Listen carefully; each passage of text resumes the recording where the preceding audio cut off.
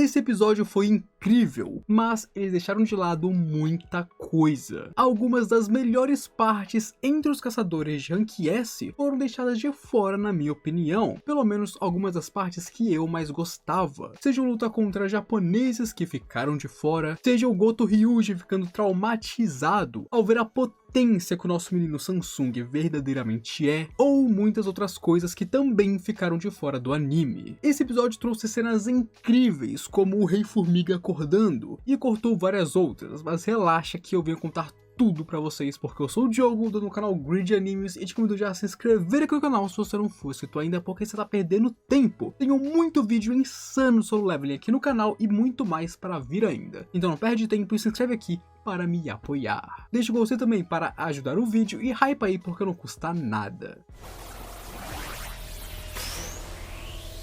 Primeiramente, vamos falar sobre Goto Ryuji e o que o anime não te mostrou sobre esse cara, que é um bostão. O motivo do Goto e do Japão ajudarem os coreanos é que não são puros, não são solidários. Eles não estão fazendo isso porque eles precisam encerrar o portão de Rank S ou porque o povo japonês já sofreu nas mãos das formigas. Não, muito pelo contrário, eles não ligam para essas coisas. Goto é um caçador de Rank S, o mais forte dentro da Ásia, e ele tem a ambição de se tornar um caçador de rank nacional e ficar no mesmo nível que pessoas como o Thomas Andre e o Liu Zigang. E uma coisa que todos os ranks nacionais têm em comum é que todos eles já limparam, já concluíram um portão de Rank S, que no caso seria o portão mais forte, o mais difícil de se limpar. Por isso ele pensa que, tendo em vista seu histórico, se ele conseguir concluir essa raid na Ilha Jeju, ele vai garantir sua posição como um Rank S, porque de fato, Goto já é muito forte, ele está acima de ranks S comuns, então ele pensa que concluindo essa raid, ele está assim no nível de um nacional, embora obviamente não esteja, porque em termos de poder, ele está bem abaixo deles ainda. E claro, ele virando um caçador de rank nacional não seria incrível apenas para ele, mas também fortaleceria bastante o Japão, afinal os ranks nacionais são pouquíssimos ao redor de todo o mundo, o Japão ter um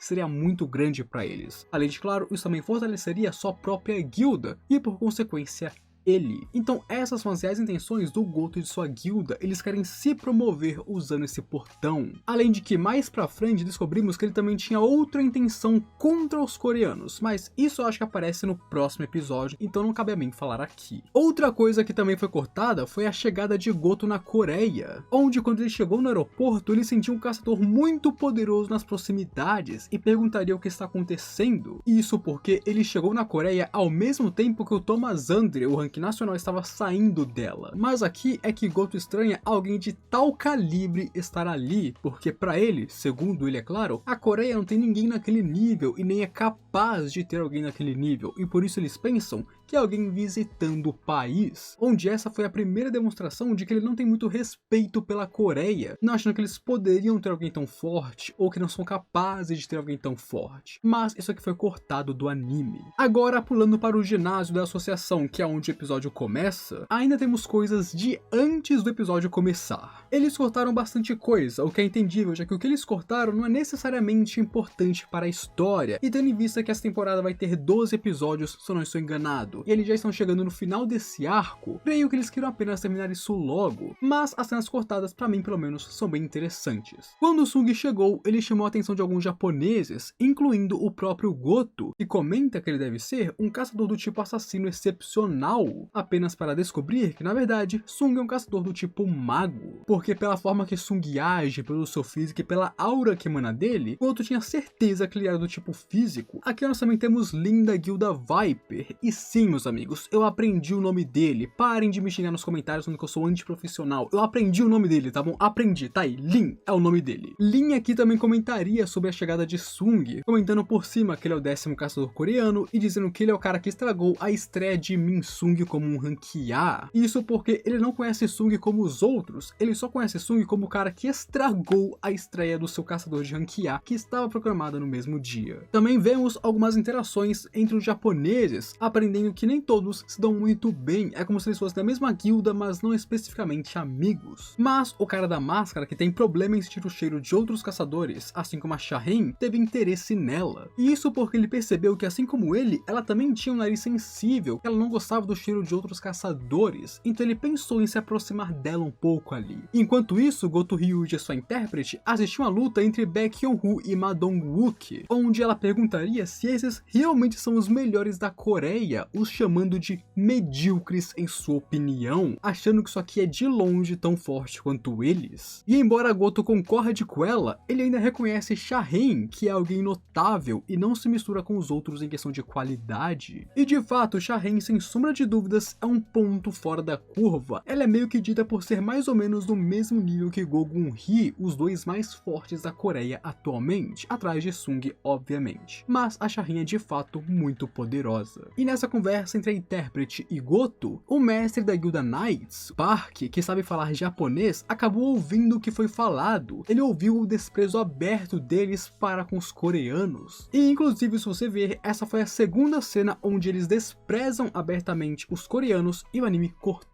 Provavelmente foi para evitar polêmicas, porque sabemos que este arco, quando lançou o Webtoon, foi bem polêmico. E então o outro arco, que também envolve o Japão, é mais polêmico ainda. Então provavelmente o estúdio quer diminuir ao máximo as polêmicas enquanto ele puder. Mas aqui, Park realmente foi para defender seus colegas. Porém, a intérprete não age como se tivesse feito qualquer coisa, como se ela estivesse falando apenas verdades, coisas naturais. E ela até mesmo esnoba ele um pouco, porque ele é um mero caçador de rank A. E quando o Park alfineta ela dizendo que ela nada mais é do que uma intérprete, ela chama ele então para testar, cair na porrada. Ela é Hanekawa e uma rank A do Japão, e não parece estar disposta a engolir sapo dele. E o que é mais engraçado é que ela, como uma rank A, desprezou ele por ser um rank A, pensando que provavelmente apenas porque ele é um coreano, ele é um rank A mais fraco do que ela. Assim, os dois irritados vão para o ringue resolver isso com algumas regras. Mas a regra principal era: o primeiro que pegar o pulso do seu oponente vence. E desde o início, o Park não dá a mínima para ajeitar sua postura, se preparar ou qualquer coisa do tipo. Ele fica relaxado, como se não precisasse se preocupar com ela. E quando o Hanekawa parte para cima dele a toda velocidade, Park desvia facilmente de todas as suas investidas e até mesmo brinca com ela, chutando ela e provando que, se ele quisesse, ele poderia ter a agarrado, mas não, ele apenas a chutou, provocando um pouco mais e jogando a linha na fogueira. E quando ela tentou novamente, agora mais séria, enquanto o distraía, ele ainda foi mais rápido e encerrou o jogo antes que ela pudesse tentar pegar ele. E ela nem entendeu como que isso aconteceu, porque ele foi muito mais rápido do que ela. Onde o Park diz que ela parece ser o tipo de caçadora que sempre está atrás dos tanques e que falta pra ela experiência em combate 1 contra 1, corpo a corpo. Continuando falando que nem sempre seus inimigos serão monstros, e que se aqui ele tivesse uma espada, ela já estaria morta, jogando sal nela e falando que, além de ser mais fraca, ela também é menos experiente do que ele. E Goto, assistindo isso, gostou, então sugeriu as lutas entre os Rank S, que nós vemos no começo do episódio, e é só aqui que o episódio começaria. Agora, a luta dos Rank S é algo que eu apreciei bastante. Uma das coisas mais legais pra mim no anime de Solo Leveling é como eles estão estendendo as lutas, deixando elas mais demoradas e duradouras. Isso é bem legal, porque no Webtoon todas elas são muito rápidas, acabam muito rápido. Então quando eu tô assistindo um anime, eu quero ver elas demorarem um pouco mais, e eu gosto disso. E no início da luta, os japoneses não levam eles de ânimo leve, muito pelo contrário, eles se preparam bem e alguns estavam até mesmo animados pela batalha, como foi o caso do cara da regatinha, o famoso Kenzo. Eu também gosto de como nessa luta é uma das poucas vezes na série inteira que temos a chance de Ma Dong-woo e Lin terem algum destaque, porque convenhamos, eles são randoms na maior parte do tempo. Se você pegar todos os capítulos de Solo Leveling, apenas em 2 arcos eles têm alguma relevância, e é uma relevância mínima. Um deles é este arco e o outro é mais pra frente em algumas poucas cenas. Então, na maior parte do tempo na série inteira, eles são irrelevantes, eles não fazem peso nenhum para a história. Tanto que, até hoje, eu nunca me preocupei em aprender o nome do Lin, por exemplo. Porém, durante este arco, eles ainda terão algumas cenas, pelo menos. O Ma Dong, em especial, vai ter um papel ativo durante a raid, inclusive. Inclusive aqui, aquele mascarado lutando contra a Baek queria encrenca o tempo inteiro. O anime cortou, mas ele estava achando ridículo que Baek estava indo atrás do seu pulso ou de suas costas. Ele não ligava pra isso e estava indo atrás apenas de uma coisa: matar o Baek Hyun-woo. Sim, ele se cagou pras regras e estava indo atrás da vida do seu oponente. O problema também é que ele é um covarde, então sempre que ele ia tentar matar o inimigo, ele hesitava e o Baek conseguia se defender e fugir dele. Porque esse cara é uma piada, ele não joga pelas regras, mas é muito covarde para fazer qualquer coisa quando ele não enlouquece. E é então que só sobram o Baek e a Shahin, e temos a maravilhosíssima Shahin, ou Nana japonesa, como se não fosse nada. E aqui ela nos mostra por que ela é aclamada como uma das mais poderosas da Coreia. Não só sua força e velocidade, mas seu estilo de combate e técnicas são incríveis em um novo nível. E é então que a merda acontece quando ela bate naquele esquisito e ele perde a cabeça. Onde descobrimos que este cara, quando ele se irrita, ele se transforma em uma pessoa completamente diferente. Ele perde o seu senso de racionalidade, ou seja, ele vira um mero animal. Ele basicamente deixa de pensar que nem um humano. Ele não diferencia membros de equipe e inimigos, ele ataca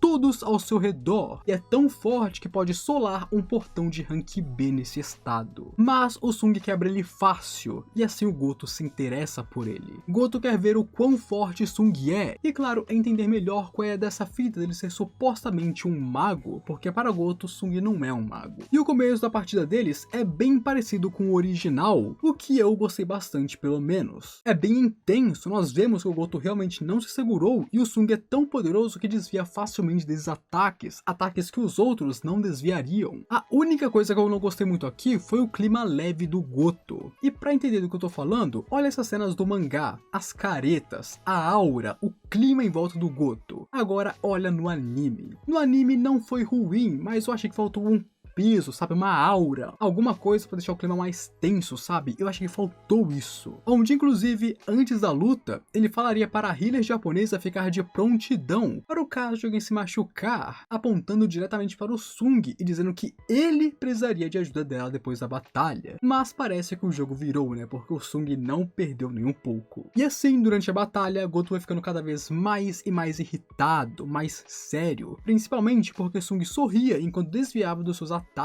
E depois de não conseguir ferir Sung, é quando ele decide que vai ir para matar.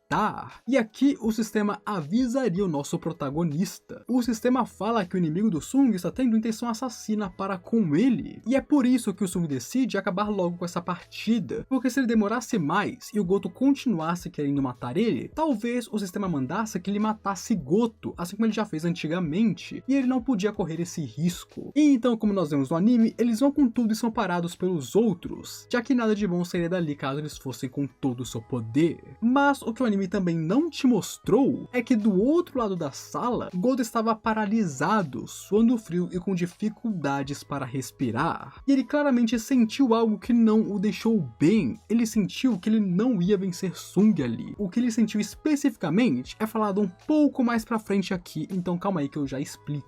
Mas agora seguindo, uma cena que foi cortada do anime é o Sung acabando com um criminoso. Como sabemos, Sung colocou algumas de suas sombras para patrulhar seu bairro, guardar seu bairro e manter a segurança pública, certo? Então, logo depois que ele saiu do ginásio, ele receberia um alerta de sua sombra, e ele iria até um cara que está atacando uma mulher, ameaçando ela e os caramba 4, claramente um criminoso, onde o Sung, é claro, intervém para salvar, enquanto o cara tenta atacar ele como maníaco que ele é. E claro, o Sung não apenas o desarma, como também o corta facilmente com sua própria arma, e então manda que esse cara se entregue para a polícia até meia-noite. E isso é claro se ele quiser viver, enquanto mandava que uma de suas sombras ficasse com ele, e que se ele não se entregasse, a sombra deveria o finalizar. Porque sim, o Sung está pique justiceiro, o Sung é o Batman da Coreia. Agora, seguindo o episódio, uma cena muito foda é como eles deram ênfase nas formigas. Meus amigos, isso aqui passou fortemente a vibe de Hunter x Hunter. Isso aqui foi incrível. A rainha pensando em como a comida está escassa, que eles precisam sair dessa ilha logo para prosperar, de como eles precisam do seu rei para liderar seu reino, com ele nascendo logo em seguida, enquanto passa por sua metamorfose, acordando e se mostrando como o mais poderoso dali, um monstro especial. Essa foi uma das melhores adições que o anime já fez, se não a melhor de todas. E do outro lado nós também temos algumas cenas extras com os cotidianos das pessoas, dos caçadores, reportagens, imagens, onde vemos alguns caçadores interagindo com as coisas. E agora, naquela mesma noite, enquanto tudo isso acontecia, enquanto o rei nascia, o Sung cortava aquele cara e tudo mais, Goto estava pálido, tremendo e suando frio. Aqui ele está tremendo só de se lembrar da sua luta contra o Sung, porque naquele momento ele sentiu a sua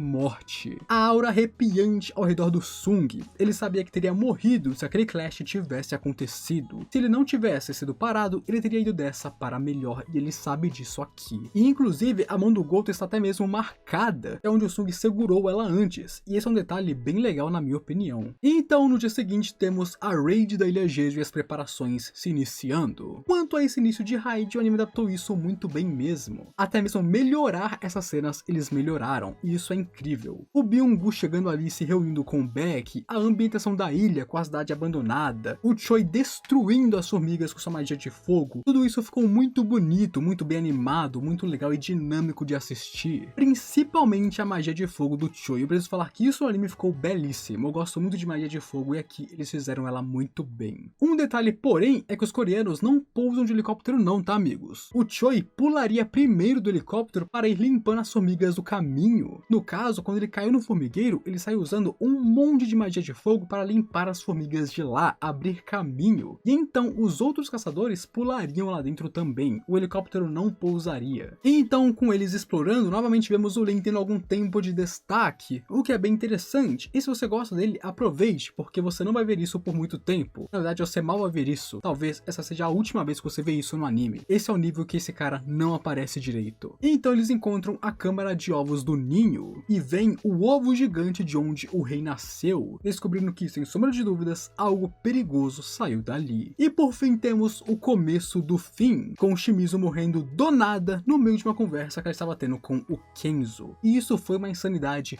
total, amigos. Que maneira incrível de acabar com o episódio, simplesmente a mina morrendo. Eles estavam ali conversando tranquilos de boa, todos poderosos, todos felizes, e do nada morre. Corta o episódio, acaba. Que jeito incrível de começar esse arco. Isso aqui, meus amigos, ó, isso aqui é uma obra de arte. Agora o que nós podemos fazer é aguardar o próximo episódio, porque nele vai ter as melhores lutas, se não uma das melhores lutas de toda a série, que é contra o Rei Formiga. Mas, se você não quer esperar, neste vídeo eu conto a luta do Sung contra o Rei Formiga, e neste vídeo os poderes do Sung esquecidos, que são muito legais. Não se esquece de se inscrever no canal para me apoiar, e um grande obrigado aos membros por todo o seu apoio e ajuda, eu sou muito grato a todos vocês. Agora, fui!